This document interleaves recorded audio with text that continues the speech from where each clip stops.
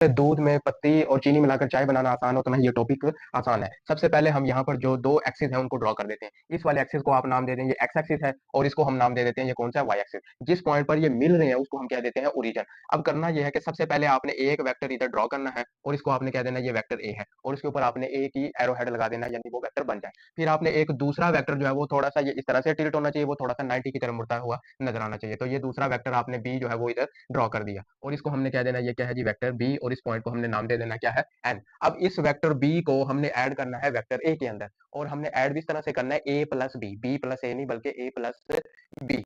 तो अब ये होगा कि ये वाला वेक्टर बी हम उठाएंगे, इसके ऊपर वेक्टर ए के ऊपर हम लगाएंगे। अब वो हमारे हमें बताएगा head to tail rule. Head to tail rule ये कहता है कि वेक्टर पहले वेक्टर का हेड हो, ये वाला हेड हो, और दूसरे वेक्टर की क्या हो, टेल हो, तो वो दोनों वेक्टर हम जमा कर सकते हैं। तो हम इस वेक्टर बी को इधर जब मैंने ड्रॉ किया तो ये कुछ इस तरह से ये बन गया। ये वाला वेक्टर भी बिल्कुल सेम टू सेम हमने इधर बना दिया। ठीक है, अब हमने इसको मजीद ऐड करना है, तो ऐड करने के लिए हमें हेड टू टेल रूल ये कहता है कि पहले वेक्टर से आपने एक ऐसे सीधी लाइन खींचनी है, और आखिरी वेक्टर की जो टेल है उसके साथ आपने उसको मिला देना है। तो जब इस से लेके आखिर तक आप एक लाइन को मिला देंगे तो इसे हम कह देंगे रिजल्टेंट वेक्टर, यानी एडिशन ऑफ अ वेक्टर, और इसको हम कह देंगे ए प्लस ये क्या हो जाएगा, बी।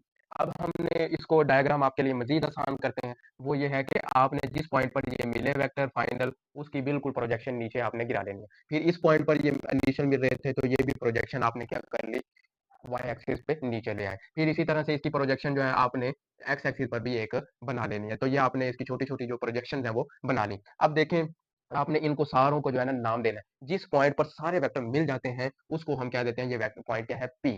ठीक है, और यहाँ पर ये जो दूसरा पॉइंट है बुक के हिसाब से इसको हम नाम देंगे क्यू, और ये क्या हो जाएगा, आर। आपने ऐसे याद कर लेना, ओ क्यू आर ओकर। ठीक है, और फिर दूसरा जो आपने इधर बात याद कर लेनी है, ओ क्यू आर याद कर लें। उसके बाद इस पॉइंट को हम नाम देते हैं एम, और इसको हम नाम दे देते हैं एस। तो दूसरी जो बात आपने इसमें याद कर लेनी है, इस पॉइंट का नाम क्या हो गया, एम एस। ठीक है, और ये क्या हो गया, ओ क्यू आर, और जिस पॉइंट पर सारे मिलते हैं तो उसे हमने क्या कह देना है, पी। अब हमने इधर जो है इसकी सारी जो है डेरिवेशन हमारे लिए बहुत आसान हो जाएगी। क्या होगा, ये जी टोटल डिस्टेंस है, तो हम इसको ऐसे ड्रॉ कर देंगे कि यहाँ से लेके यहाँ तक ये जी हो गया आर एक्स, यानी रिजल्टेंट है वेक्टर का एक्स एक्सिस के अलोंग। ये वाला जो सारा होगा यहाँ से लेके यहाँ तक ये वाला डिस्टेंस, इसे हम कह देंगे आर वाई, यानी रिजल्टेंट अलोंग वाई एक्सिस। अब देखें, ये जो वेक्टर ए है ये वाला, जिसको हम ये वाला इस पॉइंट पे कह रहे हैं, तो इसका जो एरिया ये वाला बनेगा, तो ये क्या होगा, एक्स एक्सिस पे ए एक्स, और इसी के सामने ये वाला जो एरिया है ये क्या हो जाएगा, ए वाई। ठीक है, और फिर ये वाला इसके सामने अगर शेडो आएगा तो ये भी क्या हो जाएगा, ए वाई, क्योंकि ये वेक्टर ए के सामने इस तरह से एरिया का जो है प्रोजेक्शन शेडो बन रही है। फिर इसी तरह से आप आ जाएं वेक्टर बी, तो ये एक ट्राइंगल बन रही है, तो वेक्टर बी का एरिया क्या होगा, इसके सामने बी वाई, ये क्या हो जाएगा, बी वाई। और इस बी के बिल्कुल नीचे आप देखें तो ये क्या हो जाएगा, बी एक्स। और अगर यही बिल्कुल और नीचे आप आ जाएं तो ये क्या हो जाएगा, बी एक्स। अब आपने इन सब टर्म्स को ऐड कर लेना है, तो ये बहुत आसान हो चुका है। अब हम करते ये हैं कि ये जो टर्म आपने याद की थी ये चीज जस्ट डायग्राम बनाने तक थी। अब देखें, यहाँ पे आपने टोटल डिस्टेंस को ऐड करना है, ओ से आर तक। ये क्या है जी, टोटल डिस्टेंस, मैंने लिख दिया ओ आर, ओ से आर तक। अब इसको ऐड करने के लिए क्या होगा, ओ क्यू जमा क्यू आर। तो ये हो गया ओ क्यू जमा क्यू आर। देखिए यहाँ से लेके यहाँ तक डिस्टेंस कितना है, ओ आर। तो फिर क्या हुआ, ओ आर को अगर दो हिस्सों में डिवाइड कर दें तो क्या होगा, ओ क्यू जमा क्यू आर। तो ये बन गया O R is equal to O Q जमा क्यू आर। अब इसके अंदर जो है हम रेलेवेंट वैल्यूज पुट करते हैं। देखें, ओ से आर ये क्या है, आर एक्स, तो हमने इधर लिख दिया आर एक्स। ठीक है, अब देखें ओ से क्यू ये क्या है, ए एक्स, तो हम इधर लिख देते हैं ए ऑफ एक्स। फिर क्यू से आर ये हमारे पास क्या आया था, जमा बी एक्स। तो ये हमारे पास एक जो है वो वैल्यू बन गई। अब हम जरा वैल्यू बनाते हैं वाई एक्सिस के अलोंग। अब वाई एक्सिस के अलोंग क्या होगा, पी आर। तो आप इसको नाम क्या दे देंगे, पी आर, यानी जो टोटल वाई एक्सिस पे है वो क्या है, पी आर। अब इसको दो हिस्सों में डिवाइड करना है, तो ये क्या हो जाएगा, आर एस। तो हम इसे नाम दे देते हैं आर एस, या इसे आप एस आर भी कह सकते हैं। तो एस आर हो गया, और ये क्या हो गया, एस पी। तो प्लस क्या हो जाएगा, एस पी। देखें यहाँ से लेके यहाँ तक ये पी आर, ये डिस्टेंस बन गया। और फिर इसको दो हिस्सों में डिवाइड करना है, तो वो क्या होगा, आर एस जमा एस पी, ऐसे आप कह लें, या एस आर जमा एस पी। तो ये कोई भी दो पॉइंट्स आपने इसको दो हिस्सों में डिवाइड करना है। अब देखें यहाँ पर जो पी आर टोटल था वो तो हमने क्या कहा था, आर ऑफ वाई। ठीक है, वो हमने वैसे उसकी वैल्यू पुट कर दी। फिर एस आर, एस से लेके आर तक का जो डिस्टेंस है वो हमारे पास क्या आया, ए वाई। तो इसको हमने नाम क्या दे दिया, ए ऑफ वाई। फिर एस से लेके पी तक जो हमारे पास डिस्टेंस आया उसे हमने नाम क्या दे दिया, बी ऑफ वाई। अब देखिए यहाँ पे एक्स एक्सिस में, आर एक्स में तमाम एक्स के कंपोनेंट है, और आर वाई में भी क्या है, तमाम वाई के कंपोनेंट मौजूद हैं। अब हम इसको मजीद जो है सिंप्लीफाई करते हैं कि ये देखिए हमारे पास अब एक रिजल्टेंट वेक्टर भी तो होना चाहिए। ये तो रिजल्टेंट था अलोंग एक्स एक्सिस, ये रिजल्टेंट हमारे पास आया अलोंग वाई एक्सिस। अब एक मुतलका और रिजल्टेंट वेक्टर आपने अगर लेना है तो वो किस तरह से आएगा, वो इस तरह से आएगा, vector R is equal to R X plus R of Y, यानी ये एक्स एक्सिस कह लो प्लस वाई एक्सिस कह लो, अगर इन दोनों को जमा कर लेंगे तो वो एक्स और वाई दोनों का इकट्ठा रिजल्टेंट वेक्टर हमारे पास है बन जाएगा। अब इन दोनों का इकट्ठा रिजल्टेंट बनाने के लिए अब हम इसको मजीद सिंप्लीफाई करते हैं, हम कहते हैं vector R is equal to, अब इसको यूनिट वेक्टर की फॉर्म में लिखते हैं, तो एक्स एक्सिस के साथ हमेशा आई यूनिट वेक्टर होता है और वाई के साथ हमेशा जो है वो जे यूनिट वेक्टर होता है। तो ये हमने इसके अंदर लिख दिए। अब देखें आर एक्स वो तो ये वाली वैल्यूज है और आर वाई के अलोंग क्या है, ये वाली वैल्यूज है। तो ये वाली दो वैल्यूज जो है इसको हम नाम दे देते हैं वन और इसको नाम दे देते हैं टू का। पुट वन एंड टू इन ए, इसको हम नाम दे दिया ए। तो इस ए के अंदर जो है आर एक्स की वैल्यू ये वाली और आर वाई की वैल्यू इसमें पुट करेंगे तो हमारे पास इसका रिजल्टेंट एक्स और वाई दोनों का इकट्ठा आ जाएगा। तो ये क्या हो गया, आर वेक्टर आ गया इज इक्वल टू एक्स की वैल्यू क्या थी हमारे पास ए एक्स जमा बी एक्स, और ये आई का आई वैसे ही हमारे पास आ गया यूनिट वेक्टर प्लस। अब यहाँ पर देखें आर वाई की वैल्यू क्या है ए वाई प्लस बी वाई, तो ये क्या हो गया ए वाई प्लस बी वाई, और इसका यूनिट वेक्टर हमारे पास क्या बन जाएगा, अब साथ में ये जो छोटा सा जे लगा हुआ है तो ये हमने इसके साथ इधर अटैच कर दिया। अब यहाँ पे इसको मजीद हमें पता है कि वेक्टर का जब मैग्नीट्यूड लेना होता है तो उसमें हम डायरेक्शन या यूनिट वेक्टर वगैरह नहीं बताते, तो ये वेक्टर आर आ गया और इसका मैग्नीट्यूड इस तरह से लिया जाता है। और वेक्टर का मैग्नीट्यूड कभी नेगेटिव नहीं होता क्योंकि उसमें स्क्वायर आ जाता है, और वेक्टर का मैग्नीट्यूड जो है वो उस या कंपोनेंट जो वेक्टर का है वो उसके मैग्नीट्यूड से बड़ा नहीं होता। जैसे हमारी नोज जो है ये हमारी बॉडी के कंपोनेंट है, पार्ट है, ये हमारी बॉडी से बड़ा नहीं हो सकता, इसी तरह से वेक्टर का कंपोनेंट भी जो है वो उसके मैग्नीट्यूड से बड़ा नहीं होगा। तो अब हम इन दोनों का जब स्क्वायर लेंगे तो वो हमारे पास क्या बन जाएगा, इधर आपने ये अंडर रूट ले लेना है जिसका फार्मूला होता है, तो ये क्या आ जाएगा ए एक्स का स्क्वायर जमा बी एक्स का स्क्वायर, ए एक्स प्लस बी एक्स और इसका होल का स्क्वायर ले लें प्लस ए वाई जमा बी वाई और इस होल का स्क्वायर आ गया। तो ये हमारे पास आर का जो है वो मैग्नीट्यूड आ गया। अब हम नेक्स्ट जो फाइंड करना चाह रहे हैं वो है जी थीटा।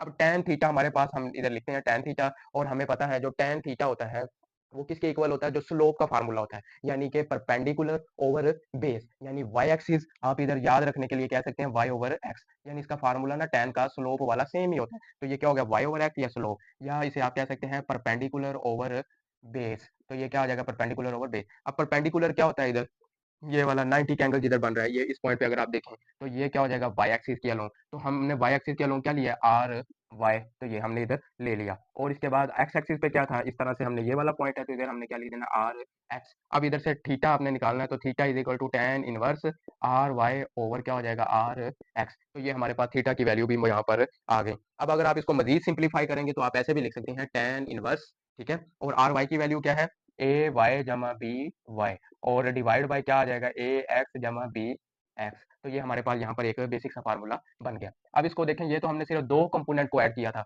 अगर हमारे पास काफी सारे कंपोनेंट हो तो हम उनको भी ऐड कर सकते हैं और उनका भी यही बिल्कुल सेम ही प्रोसीजर है। और उसके लिए आपने क्या कर देना है, यहाँ पर ए बी और नेक्स्ट कंपोनेंट क्या आ जाएगा सी, तो हम उसको जरा करके देख लेते हैं। ये आ गया वेक्टर ए, यही वाला सेम फार्मूला। अब हमने क्या कर देना है, यहाँ पर आ गया ए एक्स जमा बी एक्स जमा C X up to so on, ठीक है, ये आ गया प्लस ए वाई जमा बी वाई जमा C Y up to so on, यानी काफी सारे कंपोनेंट्स हैं और ये उनका स्क्वायर और ऊपर क्या आ जाएगा अंडर रूट, और इसी तरह से इसका tan इनवर्स भी हम इधर कैलकुलेट कर सकते हैं। तो नेक्स्ट जो बात है वो अब हम जरा देखते हैं कि वो इसका सिंपलीफाइड फार्मूला क्या बन सकता है। तो वेक्टर आर का मैग्नीट्यूड इज इक्वल टू क्या हम कह सकते हैं आर एक्स का स्क्वायर जमा आर वाई का स्क्वायर और इसका ये, और इसको हमने क्या देना है ये इसका मैग्नीट्यूड है, और ये वाले जो है ये इसके कंपोनेंट है, ये कंपोनेंट अलोंग एक्स एक्सिस है और ये कंपोनेंट अलोंग वाई एक्सिस है, और हमेशा कंपोनेंट छोटा होता है वेक्टर के मैग्नीट्यूड से। क्यों छोटा होता है, इसी वजह से जिस तरह से बॉडी का जो पार्ट है नोज है ये बॉडी से छोटा होगा, इसी तरह से ये इसका पार्ट है तो ये क्या होगा छोटा होगा। तो ये इसमें आपने छोटी छोटी सारी बातें हैं ये आपने इसकी डेरिवेशन कर देनी है। फिर उसके बाद यहाँ पर जो है ना क्वाड्रेंट की बात आती है कि ये यहाँ पर वेक्टर पॉजिटिव कब होता है और